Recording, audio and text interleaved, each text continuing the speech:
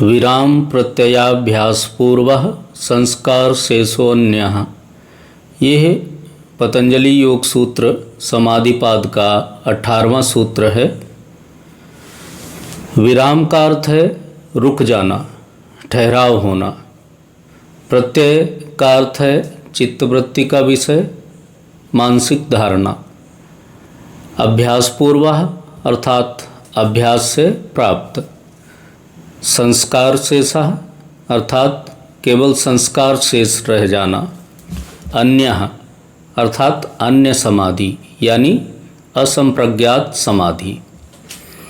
इसका भावार्थ है अभ्यास से जब चित्त की सारी वृत्तियां रुक जाती हैं और केवल संस्कार शेष रहते हैं तो वो अवस्था असंप्रज्ञात समाधि कहलाती है। विराम प्रत्यय, यहाँ मन की सारी वृत्तियाँ विराम पा जाती हैं, यानी चित्त किसी भी स्थूल या सूक्ष्म विषय पर नहीं टिकता। अभ्यास पूर्वक यानी यह अवस्था अचानक नहीं आती, साधक को निरंतर अभ्यास और वैराग्य करना पड़ता है। धीरे धीरे मन इतना निर्मल और शांत हो जाता है कि वो किसी विषय को पकड़ता ही नहीं। संस्कार शेष माने इस समाधि में चित्त में केवल संस्कार शेष रहते हैं। संस्कार हमारे कर्म, अनुभव और विचारों के बीज होते हैं। वे गहराई में दबे रहते हैं लेकिन सक्रिय नहीं होते। यही अवस्था असंप्रज्ञात समाधि है। इसे झील के उदाहरण से समझते हैं। संप्रज्ञात समाधि जिसे हमने 17वें सूत्र में जाना, इस समाधि में झील का पानी बहुत शांत है पर लहरें हल्की हल्की हैं। असंप्रज्ञात समाधि में झील पूरी तरह स्थिर है, न कोई लहर न कोई हलचल, केवल गहराई अर्थात संस्कार शेष रह जाता है।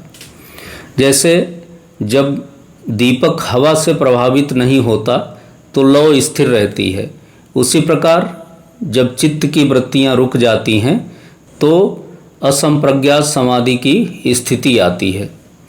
अब प्रश्न ये है कि नींद और समाधि का फर्क क्या है? तो नींद में भी वृत्तियां शांत होती हैं परंतु अज्ञान बना रहता है। असंप्रज्ञात समाधि में वृत्तियां शांत होती हैं लेकिन साधक पूरी तरह सचेत और जागरूक रहता है। योग के अनुसार असंप्रज्ञात समाधि संप्रज्ञात समाधि से भी गहरी अवस्था है। इसमें विषय और ज्ञान का बोध नहीं रहता लेकिन साधक अज्ञान में भी नहीं होता है। यही अवस्था आगे चलकर कैवल्य यानी पूर्ण मुक्ति की ओर ले जाती है।